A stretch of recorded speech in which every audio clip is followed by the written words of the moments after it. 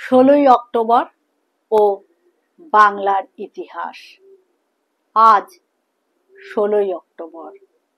কালের চাকা ঘূর্ণায়মান, কিন্তু ইতিহাসের পাতায় চোখ রাখলেই আমরা দেখতে পাব বাংলার ইতিহাসে আজকের দিনটির গুরুত্ব। দুই বাংলার ইতিহাসে 16ই অক্টোবর অত্যন্ত গুরুত্বপূর্ণ দিন। 1905 সালের 16ই অক্টোবর ভাগ হয়ে যায় দুই বাংলা। এই বিভাজন করেছিলেন ব্রিটিশ ভাইসরয় লর্ড কার্জন। এই বিভক্তি ইতিহাসে বঙ্গভঙ্গ নামে পরিচিত। ভাগ হবার পূর্বে বাংলা, বিহার, উড়িষ্যা, মধ্যপ্রদেশ ও আসামের কিছু অংশ নিয়ে গঠিত ছিল বাংলা প্রদেশ বা বাংলা প্রেসিডেন্সি।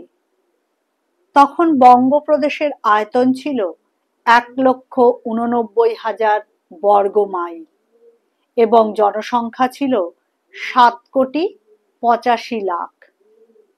বঙ্গভঙ্গের পরিকল্পনায় বাংলাদেশের ঢাকা, চট্টগ্রাম, রাজশাহী, আসাম, জলপাইগুড়ি, পার্বত্য ত্রিপুরা ও মালদহ নিয়ে গঠিত হয় পূর্ব বাংলা ও আসাম নামে নতুন প্রদেশ।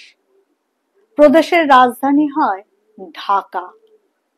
এর আয়তন হয় 1,06,540 বর্গ মাইল। অপরপক্ষে পশ্চিমবাংলা, বিহার, উড়িষ্যা নিয়ে গঠিত হয় পশ্চিম বাংলা প্রদেশ, যার রাজধানী হয় কলকাতা। এর আয়তন হয় 1,41,580 বর্গ মাইল।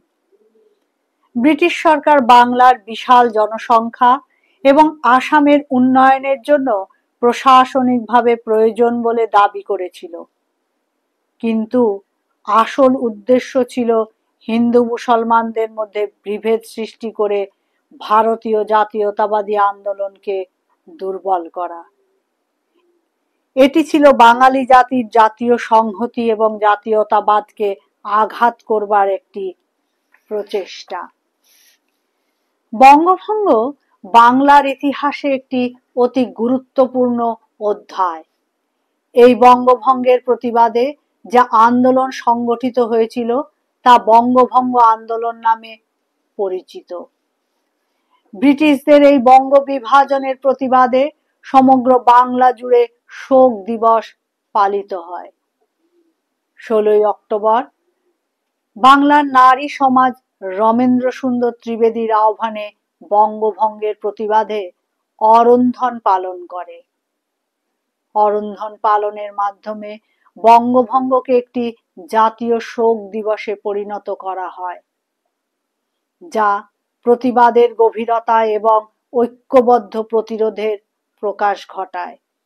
এই দিনটি শুধুমাত্র একটি প্রতীকী প্রতিবাদ ছিল না, বরং এটি ছিল জনগণের সম্মিলিত ইচ্ছার প্রকাশ, যা বাঙালির জাতীয় ঐক্যকে আরো শক্তিশালী করে তোলে। যদিও ব্রিটিশরা বঙ্গভঙ্গের দ্বারা জনগণের ঐক্য ভাঙতে চেয়েছিল, কিন্তু বঙ্গভঙ্গ বাংলার হিন্দু মুসলিমকে ঐক্যবদ্ধ করেছিল। বঙ্গভঙ্গের প্রতিক্রিয়ায় তীব্র প্রতিবাদের সৃষ্টি হয়, যার ফলে স্বদেশী আন্দোলন শুরু হয়। ব্রিটিশ পণ্য বর্জন এবং দেশীয় শিল্প ও শিক্ষার প্রসারের উপর জোর দেওয়া হয়। বঙ্গভঙ্গ আন্দোলনে কবিগুরু রবীন্দ্রনাথ ঠাকুর সক্রিয় অংশগ্রহণ করেন। বঙ্গভঙ্গের প্রতিবাদে কবিগুরু রাখি বন্ধন উৎসবের সূচনা করেন। এই উৎসবে শুধু হিন্দু মুসলিম নয়, বরং সকল সম্প্রদায়ের মানুষকে একসঙ্গে রাখা হয়েছিল, যা মানুষকে একত্রিত করতে সাহায্য করেছিল। বলাই বাহুল্য 16ই অক্টোবর রাখি পূর্ণিমা ছিল না, কিন্তু ওই দিন দীনেন্দ্রনাথ ঠাকুর, অবনীন্দ্রনাথ ঠাকুর প্রমুখকে সঙ্গে নিয়ে রবীন্দ্রনাথ ঠাকুর হিন্দু মুসলমানের হাতে রাখি বেঁধে দিয়ে রাখি বন্ধন উৎসবের সূচনা করেন। আপামর জনগণের কণ্ঠে ছিল কবির গান, বাংলার মাটি বাংলার জল। ওই দিন বিকেলে বিশাল জনসভা হয় কলকাতায়। 50 থেকে 75,000 লোকের বিপুল সমাবেশে ভাষণ দিয়েছিলেন আনন্দমোহন বসু, সুরেন্দ্রনাথ বন্দ্যোপাধ্যায়ের মতো সর্বভারতীয় নেতারা। এত বড় জনসভার নজির আগে কখনো পাওয়া যায়নি।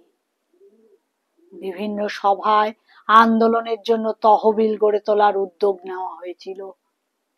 মাত্র কয়েক ঘন্টার মধ্যে সংগৃহীত হয়েছিল 50,000 টাকা।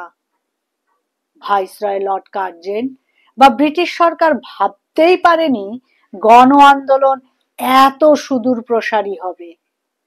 দীর্ঘ প্রতিবাদ প্রতিরোধে শেষ পর্যন্ত ইংরেজ সরকার বঙ্গভঙ্গ রোধ করে 1911 সালে। বাংলা আবার একত্রিত হয়।